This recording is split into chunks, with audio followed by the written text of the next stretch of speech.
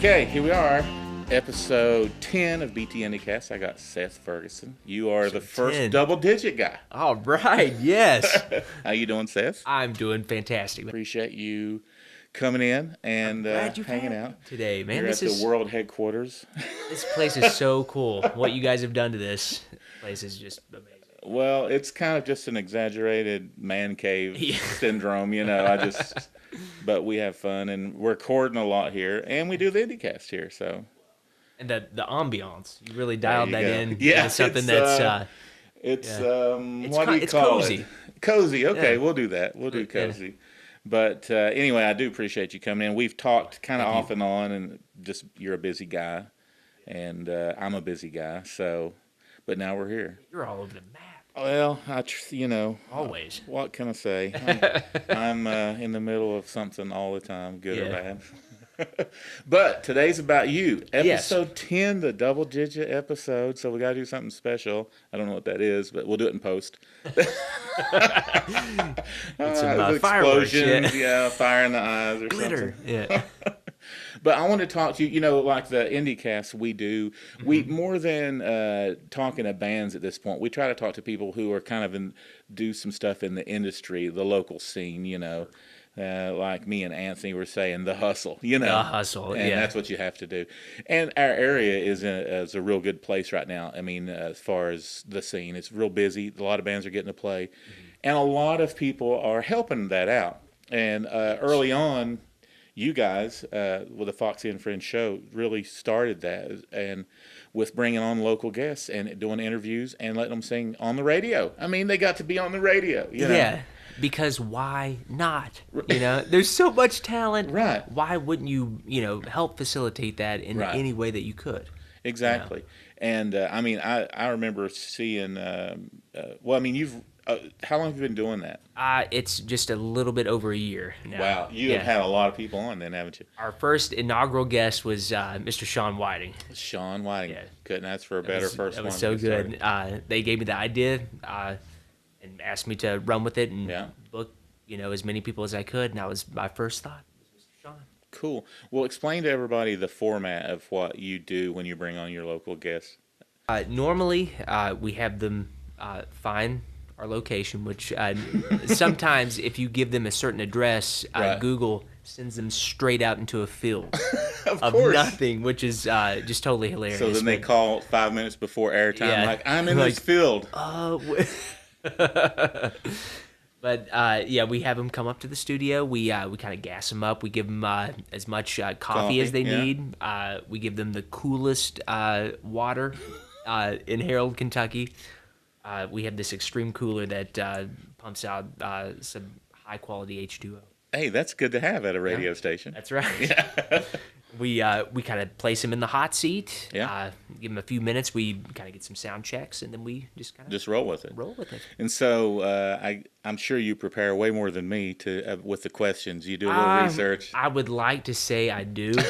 Okay, but the truth is coming out today. Most of the time, it's always off the cuff. Right. Most of the time. Well, and a lot of them, too, about them. I mean, you have enough kind of peripheral knowledge of what's going on with them. You see them playing. True. Yeah, because, everybody's, usually, really hitting the social media stuff pretty hard. Yeah. And we also provide them with, a standalone video to kind of, just send everywhere that they need to book gigs or whatever afterwards. And the quality is good. I mean, it sounds good. The mix is good usually, and so we've had some issues in the past, but we try to fix those as probably as possible. But when you're live like that, what can you do? Yeah, you just roll with it.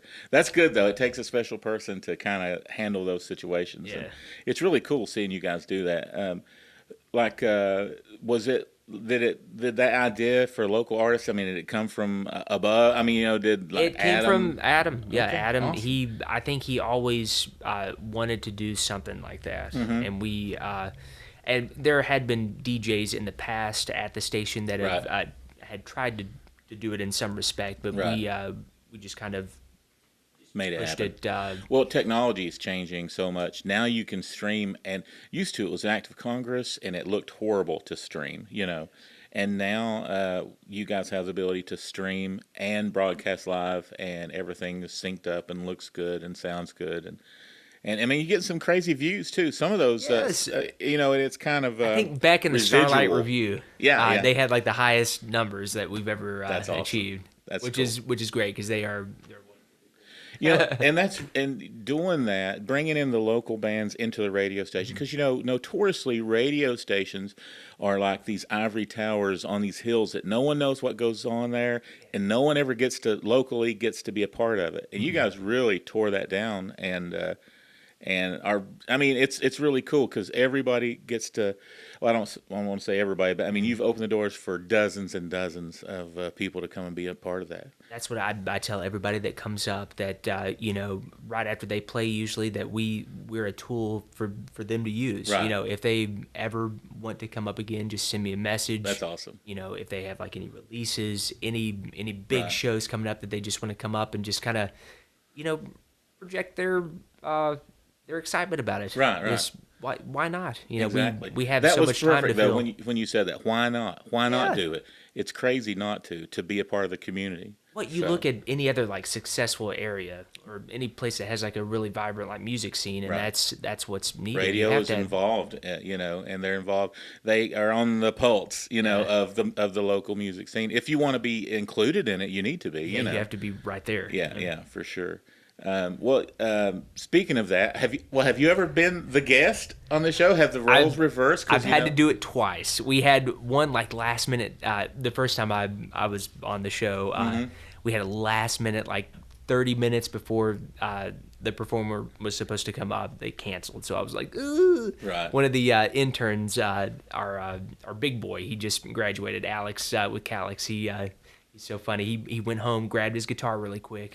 And I jammed one out. That's right awesome. there. But it was pretty nerve wracking. Oh, I can I'll imagine. say that. Yeah, just trying to handle that. Did you like try to accidentally interview yourself or anything? Well, it was just weird being in that hot seat, not being prepared for it. Mentally prepared because if you're going to do something like that, you're kind of getting a few things in order. We're just jumping in there and be like, right. On air. That's awesome. Speaking of that, though, I mean, you're doing your thing now. I assume you took maybe a little hiatus in between. I remember you in the Cold Checks, right? Yes, yeah. We had. I was really moving cool around. band. Yeah, Cold Checks was awesome, and of course the Seth Ferguson Experience has two members from that band. That's awesome. So, how long have you been back doing like a full band thing? I know you did some acoustic stuff. You kind of got your feet wet or whatever with some acoustic things. It started like last fall. I started to, once I decided to release the album, The Man vs. Guitar. Right. I decided to just kind of push myself, back out there into the mix, and then I was booked for a little festival called Hillbilly Days 2018. Yeah. And I was like, man, I cannot go out on that stage just me. Like I have to have. Was that your first full band? I mean, was that the first? Yes, back? that was. That's awesome. Well, super cool. I mean, I hear the guy who books that stage is a great guy. So that guy is super cool. If you ever get a chance to like just talk with him, like pick his brain a little bit. Well, you guys did a great set there, and so I remember when I obviously I booked. I mean, I called and asked you to play, but when you messaged me back, you were like, "Hey, is it cool if I do full band?" Yeah. And I was like thinking, "Sure." I mean, I thought. So does this mean he doesn't have a full band, but he's going to put one together by then? And I thought, yeah, let's do it. Let's go full band. Let's just rock out. I was like, yeah. So are you guys playing basically full band versions of your album, Man vs. Guitar? Or? We do most songs from Man vs. Guitar. We do all the songs that I wrote for the Cold Checks. Yeah. So that kind of opens up your whole portfolio, I guess, or repertoire too. And I was the singer exclusively in many other bands, and I have like a whole bunch of songs that I'd like recorded throughout the years. Right. When I wasn't like just out Yeah. performing a lot. So I just have like a bunch of stuff that every rehearsal we kind of like bring something new to the table, good. and everybody learns it, and it's just so much fun. That's cool. And who are the guys in your band? The people in my band, phenomenal musicians. We have Mr. Max Works on drums. We have Josh Fife, bass. Yes. We have Timothy Brown on guitar. And then we have Ariana Dotterer on backing vocals. And that's how you say it. Okay. Dotterer, yeah. It reads, you want to say it some other way, but yeah. Well, that's awesome. Everybody seems to be having a good time and just having a blast playing. And Ariana, is that what you said? Ariana, yeah. Ariana, she always has like this biggest smile on her face. It's so funny. She's just a nice spirit and good energy. It's really good. And I've played some with, or not played, but I recorded the guitar player. Tim, in Raising the Leviathan. And that was a cool experience. Good hanging out with him. Yeah. He does some work, and I guess probably you as well at the SIP, trying to bring things in there. Yeah, he runs sound there and does just a great job. Yeah, it's a great band. He's a good sound guy. Yeah. Multi-talented. Not only guitar, but sound. Yeah. He's one that's been a part of like just a ton of like really good projects. Yeah, he tries to stay busy, and he's a good one to be a part of some kind of scenario. He's kind of always a positive, proactive guy in whatever project he's working on. So that's cool. So you've been playing. I've noticed you guys have been staying pretty busy, right? Pretty busy. I mean, 2018 is turning out pretty cool for. It's been amazing. Ferguson Live. Yeah, this is like the most I've played in a very, very long time. Yeah, that's awesome. So rewarding and it's so much fun getting out there, just seeing everybody's reaction to the music, something that we've kind of just built over the last little bit. Well, like your album came out, or the CD album release project, the LP. Yeah, the LP. But acoustic. So. So you were in that mindset, obviously, when you were writing them. So now that you have a full band, has your mindset changed? Like when you go to write a new song, are you thinking, I wrote all those songs to eventually be, in that full setting. Right. Okay. Yeah. Well, cool. So even when you were writing and you were releasing acoustic stuff, your mind was like, this can be full band and rock and roll. And so I knew like songs like, let's say, Allegory. For instance, from Man vs. Guitar, that's clearly when you go into those power chords, that's going to be something that's going to be voiced by a band like tenfold. Yeah. Well, but the songs work great with the full band. I mean, it's really, and you've got good musicians, and you've got a solid drummer, and people don't realize the importance of, you can get away, like guitar players, we can kind of be sloppy, we can half no chords. Yeah, I try to hide a little bit. I'm like, no. But you can't have a bad rhythm section and get that feel that the crowd, they don't know what's wrong, but they know that band wasn't as good, And your guy, Max is awesome, solid drummer. So he has so much energy too. They're all just super energetic, and like what I really love about Max and Josh, call him Fluff. He'll kill me for saying that on this.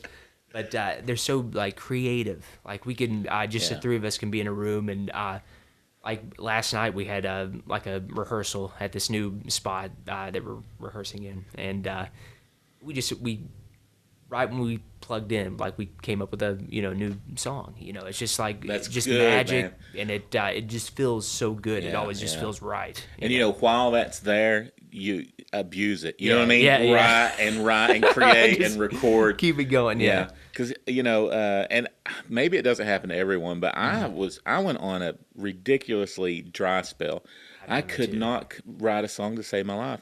And I could musically, I was sitting on 3 albums worth of music. Yeah. But just a story to tell. I had I just couldn't tell a story, and I don't know why.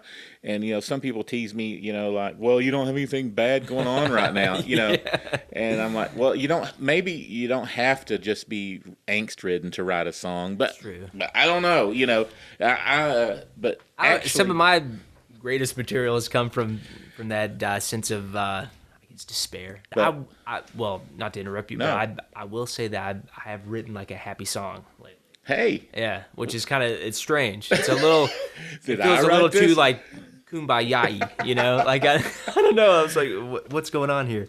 Well, actually, the last IndieCast I did with Anthony we talked. He's great. Oh man, this guy should be a motivational speaker. You know yeah, what I mean? Yeah. But after the show, we talked, and he really gave me. And I messaged him. A fairly wordy message thanking him, but he really gave me some real talk that I needed about songwriting. And it was basically, it was obvious, but he said, we were talking about writing songs, and he said, well, are you putting the time in?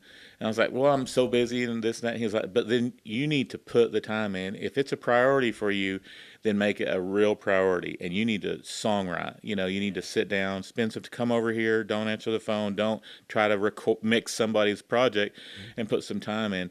And after he left, that really sunk in. I thought, you know what? How can I complain about songwriting if I'm not every day trying to do it?